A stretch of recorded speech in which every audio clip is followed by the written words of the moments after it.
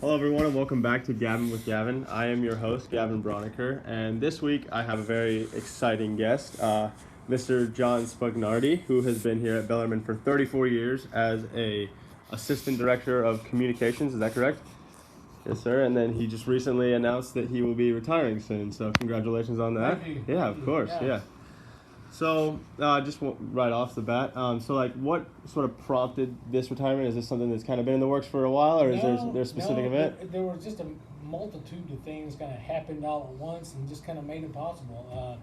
But the major thing is I had a meeting with my financial advisor, and he said it was financially feasible. Yeah. So I'm like, okay, I'm 60 years old.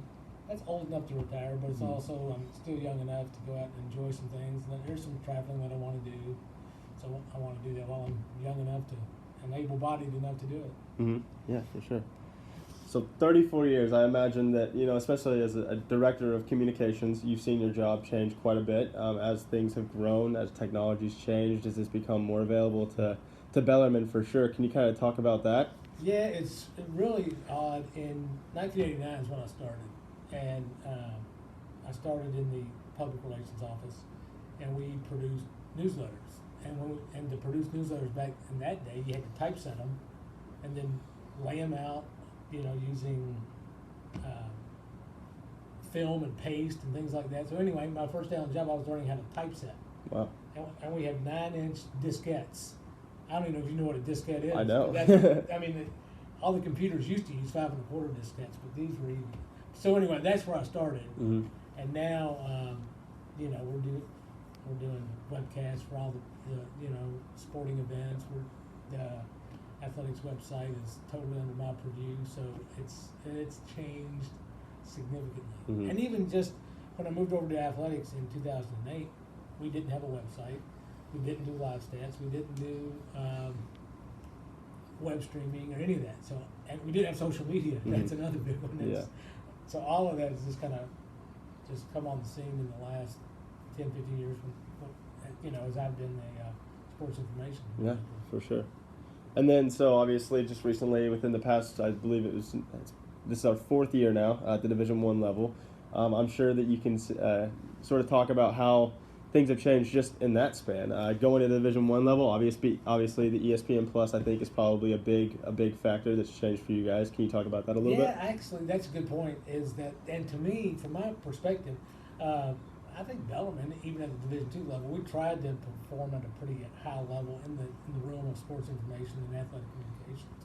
So we were already doing a lot of webcasting and things like that, but bumping up to ESPN Plus that was what I noticed, the biggest change. Because, a lot of the other, we're still statting games. Well, the stats don't change, whether you're Division I or Division II. So just the ramping up of the TV productions is it.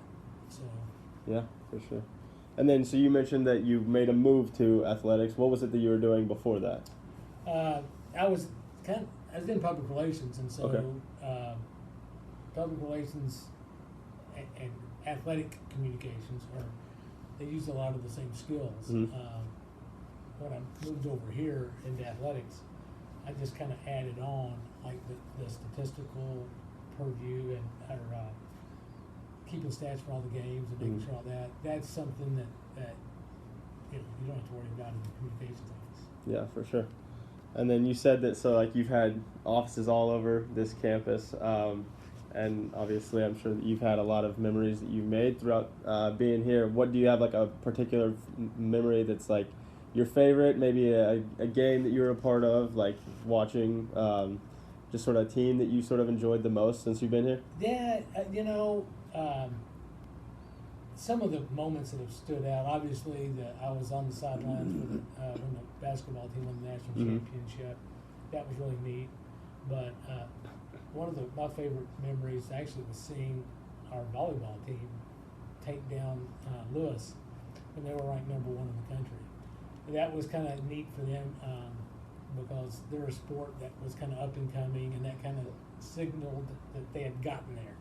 So that was pretty neat. Yeah, for sure. And is this something that you've always sort of wanted to go into? Is this something that you've always kind of just figured that you'd want to stay around sports and kind of be in this role? Well, no, what's interesting is I went to Western Kentucky University and really started out as a computer science major because I was good in math, and didn't really do much of the journalism thing in high school. I did actually do play-by-play for basketball cable broadcast back then, but never really think about it. And then as things happened, I really didn't know what I wanted to do, and I wound up in the office of one of the career counselors, and she said, "It sounds like you'd be good at sports information." So I went in and actually got a job as a student volunteer in Western Sports Information Office, and liked it, and got my mass communications degree. And then when I got out of college, I was a sports writer for a brief time, and then I got into sales, and then started at Gabbin. So. Yeah. Was it just a position you saw had a vacancy, or was there something that's special that drew you to Bellarmine? No, actually, I kind of liked doing the sports journalism. I was a writer for a weekly newspaper in Georgetown, Kentucky, and kind of enjoyed it, but just didn't pay anything. So, and then the sales job paid okay, but I really didn't enjoy it. And then, my wife, we got married, and she was still in school. She graduated and got a job, and then I thought, well, I can go out and look for something that I think I want to do rather than I really need to do. And I literally just answered an ad one ad that was in the newspaper. So, and my first boss tells me, and it's probably true, the only reason I got an interview was instead of writing a cover letter, I wrote a cover press release. So and it was about me applying for the job, and so it was just oddball enough that I stood out, and I don't know why I got hired, but they hired me, and I haven't left. Yeah, for sure. Yeah, 34 years is obviously a long time. So now that you have some free time on your hands, do you have certain things that you're really looking forward to doing? Well, I mentioned early on maybe some travel. I don't have anything, necessarily planned out. I've always wanted to go to the Galapagos Islands, which I think to really enjoy that trip, you have to be able-bodied enough to snorkel and get from boat to shore to the ocean, stuff like that. So that's kind of on my wish list. I don't know if that's going to happen sooner rather than later. I've always been a bad golfer. I want to become a better golfer. Yeah. So hopefully I'll find some time to work on my short game and get that handicap down to single digits. Yeah. So is there any sort of advice that you would have for graduating students? I'm sure that this is kind of a period. I mean, I'm going through it. I'm a senior, so it's a period of learning and trying to find out exactly where you fit and how you can go out on your own. Is there advice that you give for graduating students here from Bellarmine? I guess my best advice is to try everything. Don't say no to anything.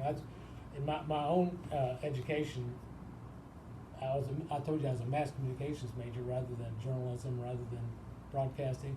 And what that did is that allowed me to take classes in all kinds of different communications areas.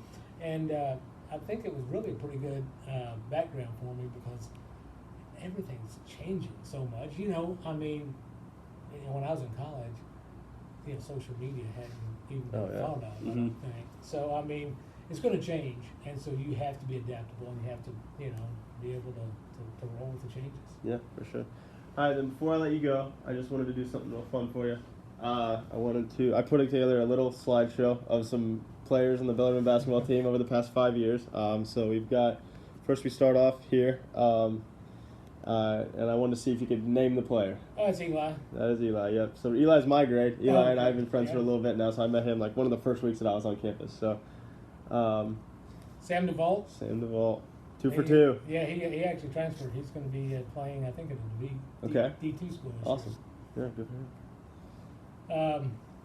Dylan Penn. Yes, Dylan Penn, who is kind of a star here at Bellarmine. Yeah, he did go for himself, and then ended up transferring to Vermont, if I'm correct. Yeah, and he did well at Vermont too. So. Yeah. Pedro Bradshaw. Professional player now. Yep. Yeah. From Russellville, Kentucky. Oh, okay, I didn't know that. He went to a couple of schools before he came to Bellarmine too. He was at I think EKU just before he came Okay. to Bellarmine. Huh. Super nice guy though. Rivals Super now, talented, so yeah. And finally, Yes. Grand Point, Indiana. His father was a pro basketball player. Name's escaping me. Help me out. I've got it here on my phone actually. Give me initials. Because I have not been around that long. CP. Chris? Yep, Chris. Ah, Palambizio. Palambizio. Yeah, There you go. yeah. Chris Yep. Palambizio. Yeah. Very good. I'm impressed. And to my, my defense, he was only here for a year or two. Okay. So. Yeah. Yeah. Well, thank you so much. I hope you enjoy retirement. Thank you for coming on here. It's All been a right. blast. Yeah. Thanks. For all of you, thank you all for tuning in. This has been another episode of Gavin with Gavin. I will have another guest next week, so make sure you tune in, and thank you all.